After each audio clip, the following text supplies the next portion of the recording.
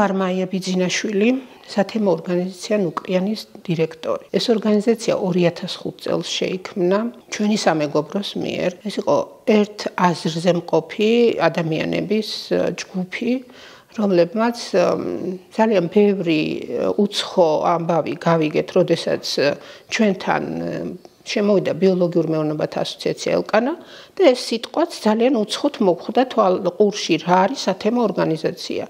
მივდიეთ და მივხვდით, რომ შეიძლებოდა რაღაცა სოფლის მმართველი ორგანო, ოღონდ რა თქმა უნდა, არასამთავრობო შექმნილიყო და ასე შევქმნით ჩვენი სათემო ორგანიზაცია. რთული პერიოდი იყო, მართლა არაფერი არ არსებობდა, მომავალშიც არაფერი არ ჩანდა, რა შეიძლებოდა, რომ მომხდარიყო ისეთი, რაც სოფელში დაგაკავებდა და გაგაჩერებდა.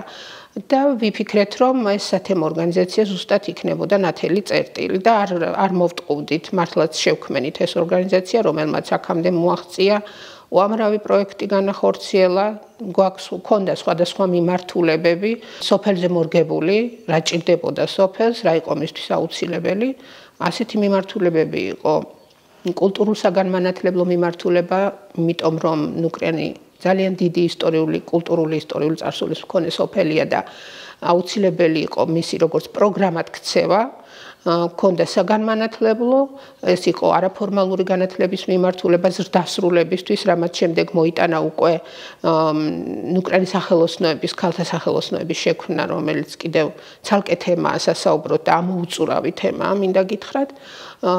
ქონდა თვითმმართველობასთან თანამშრომლობის, რომელიც ძალიან შედეგიანი იყო პირველ ეტაპზე, ძალიან შედეგიანი იყო კიდევ მონიტორინგის, მუნიციპალიტეტის თვითმმართველობის მონიტორინგი გამჭვირვალობის ხარისხის მიმართულებით.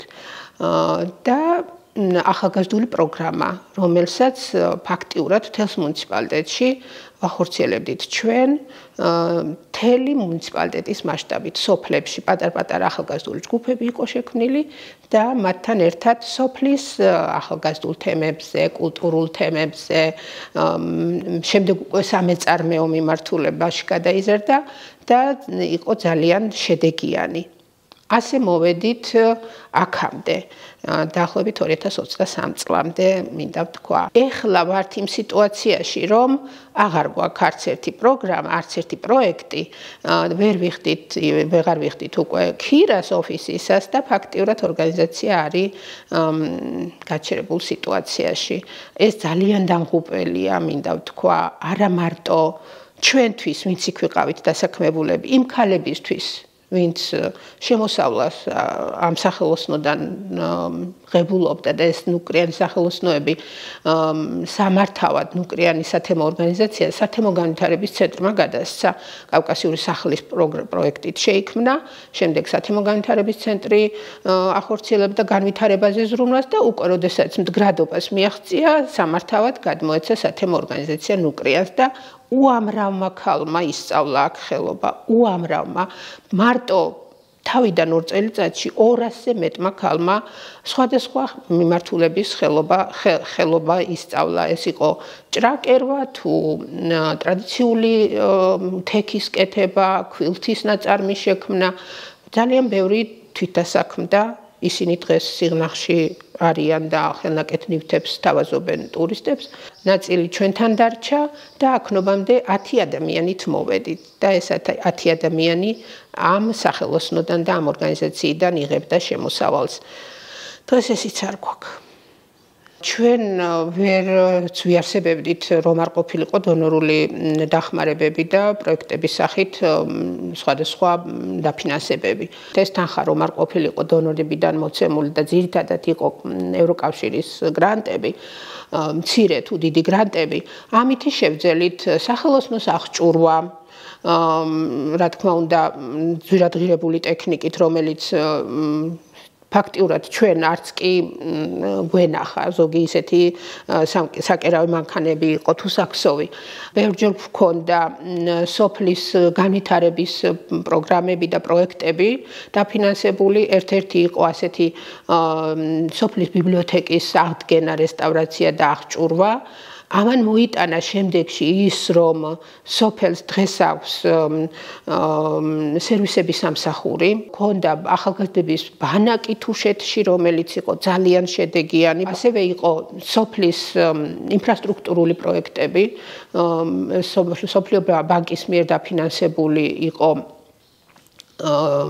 ტურისტული სკვერი, სადაც ტურისტული ინფრასტრუქტურა გაკეთდა და შემდეგ უკვე ეს სამართავად გადაეცა მუნიციპალიტეტს, ჩვენ გავაკეთეთ მხოლოდ და გადავეცით, თუმცა მინდა გითხრათ, რომ აქ პროექტის ღირებულების 20% იყო მუნიციპალური თანხა, ამაზე ძალიან ჩვეულებრივ და ადვილად მუნიციპალიტეტი წამოვიდა სათანამშრომლოდ და ერთობლივად შევქმნით ის ტურისტული ობიექტი და დღეს ის მუნიციპალური ქონებაა.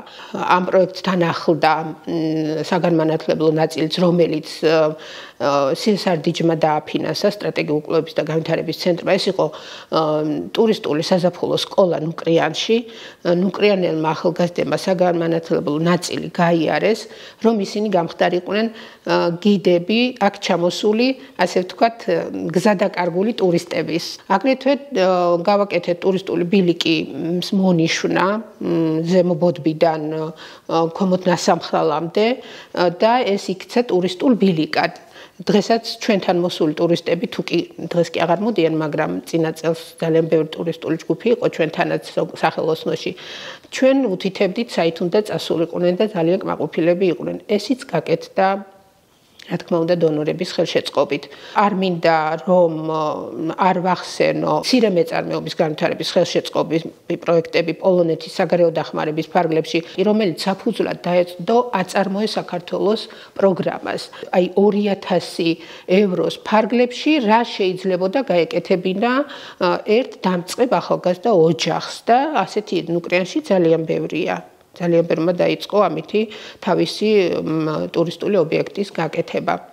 შემდეგ უკვე აწარმოე საქართველო, როდესაც დაიწყო პროგრამა, ჩვენმა ორგანიზაციამ აიღო თაოსნობა, რომ სოფლის მაცხოვრებლებს დახმარებოდა ამ პროექტების და განაცხადების შევსებაში. არ შეიძლება დავივიწყო სოფლისთვის მაღალმთიანი სტატუსის მოპოვების ჩვენი დიდი შრომა, იმიტომ რომ როდესაც პირველი ეტაპი მაღალმთიანი სოფლების დასრულდა და იმ სიმაღლე, რაც ნუკრიანს უჭირავს, ამ სიმაღლის სოფლები არ იყო ამ სიაში, მე დავიწყეთ უკვე მოძიება ისეთი მონაცემების, რომელიც ნუკრიანს მიანიჭებდა მთის სტატუსს. იმიტომ რომ აქ უნდა ცხოვრობდე, რომ იცოდე რა არის ნუკრიანში ცხოვრება, რამდენად რთულია. თვითმმართველობა ძალიან აქტიურად იყო ჩართული და ეს იყო ძალიან დიდი შედეგი ჩვენი ადვოკატირების კამპანიის, დაგეგმილი ადვოკატირების კამპანიის და ეს დონორები რო არ ყოფილიყვნენ, ჩვენ ამ ცოდნას ვერ მივიღებდით რა არის ადვოკატირების კამპანია, რანაირად შეიძლება აწარმოო შედეგიანად, ჩვენ ეს იქ ვისწავლეთ ხო მათით და სოფელს აქვს უკვე 2016 წლიდან მაღალმთიანი სოფლის სტატუსი, ამით სარგებლობს ბევრი პენსიონერი, მართალია ბევრით არა, მაგრამ განსხვავებული პენსიით პედაგოგებს აქვთ განსხვავებული ანაზღაურება, ექიმებს და ესიც შეღავათია, ხო? თვითმმართველობასთან თანამშრომლობა მართლაც და ძალიან შედეგიანად და კარგად გამოდიოდა. ახალგაზრდული ფესტივალი, რომელიც ჩვენ დავაფუძნეთ სიღნაღის ახალგაზრდულ სამსახურთან ერთად, 3 დღიან ფესტივალს მართავდით ისე, რომ არ გვჭირდებოდა დახმარება გარედან. ნუკრიანის ფესტივალები ცნობილი ფესტივალი იყო, უკვე ამხელა სახელი ჰქონდა, მისი დავიწყება ძალიან ძნელია და ასე აღარ გაგრძელება. კი არა, აგერ ახალგაზრდული ფესტივალიც, რომელსაც ამხელა ძალა და ენერგია მოვანდომეთ, უკვე ისიც აღარ ტარდება. თურმე საჭიროა ხო არასამთავრობო ორგანიზაცია და სამთავრობო თვითმმართველობის ისინი ერთად თანამშრომლობდნენ, რომ ისე ავსებდა ეს ჩვენი ურთიერთობა ამ საქმის კარგად გაკეთებას, რომ აგერ ტარდებოდა რამდენი წელი ახალგაზრდული ფესტივალი. სამაგეროთ არის ფესტივალი, რომელშიც მეწარმეები ადგილობრივ ჩვენ მაგალითად ვერ ვღებულობთ მონაწილეობას, არავინ არ გვეუბნება, აღარ ვარსებობთ, რომ ვართ მეწარმეები, თურმე სიტყვა მეწარმე ჩვენ გამოვიტანეთ წინა პლანზე და ჩვენ ვერ ღებულობთ მონაწილეობას, იმიტომ რომ მოყავთ ჯგუფი, რომელიც იღებს მონაწილეობას იმ ფესტივალში. ადგილობრივი კულტურა უგულებელყოფილია. ადგილობრივი ისტორიული წარსული უგულებელყოფილია, ეს ძალიან გულს მოსახვედრია. აქ თუ ყველა სოფელი არ არის ჩართული, ის ფესტივალი რა ის მომცემია, ხო? ყველა სოფელს სიღნაღის გალავანი გეუბნება შენ ამას, რომ ასე უნდა იყოს. სიღნაღის გალავანს აქვს გოდოლები ყველა სოფლის სახელით. და აი ეს ისტორია მაინც დავიდოთ წინ. იბანი რატო არ უნდა იყოს მაგალითად ჩართული აი ამ საერთო საქმეში, იმ ხელა ისტორიული წარსულის მქონე სოფელი. თავისი ღვინო აქვს, ხო? ადგილწარმოშობის. აი ეს როგორ არ უნდა იქნას გამოყენებული. მაჩხაანი ჯუგანს აქვს თავისი ისტორია.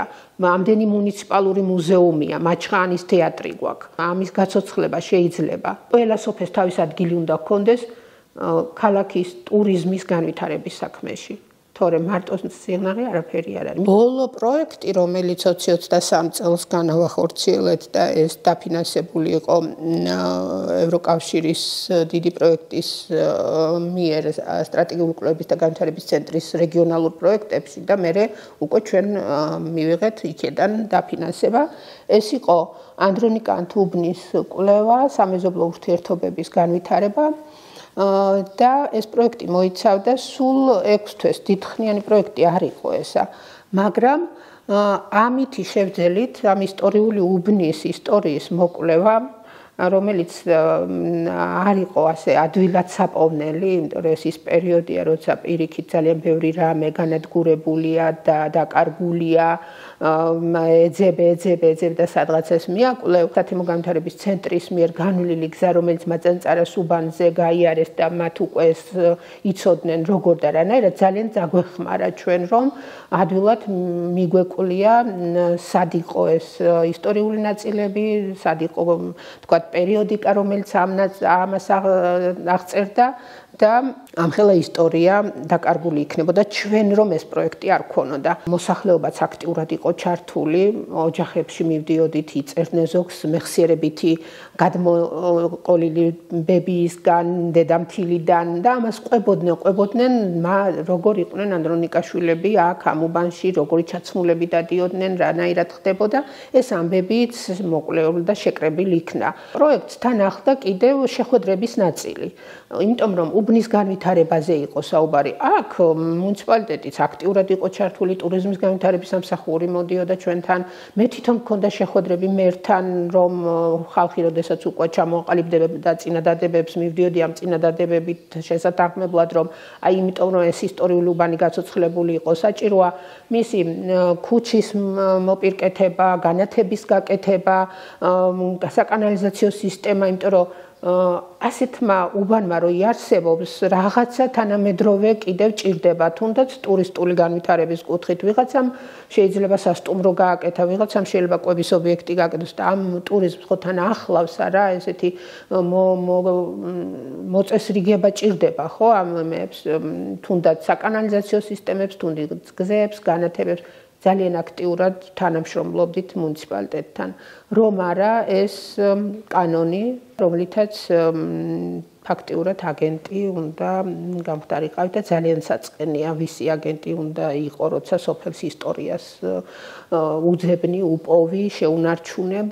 რაც შეეხება იმ შეთანხმებებს, რაც მუნიციპალიტეტთან მივახციეთ, რა თქმა უნდა, რომ ესენი აღარ გაკეთებულა, თუმცა ერთი რაც იყო, ეს იყო უბნის სახელდება.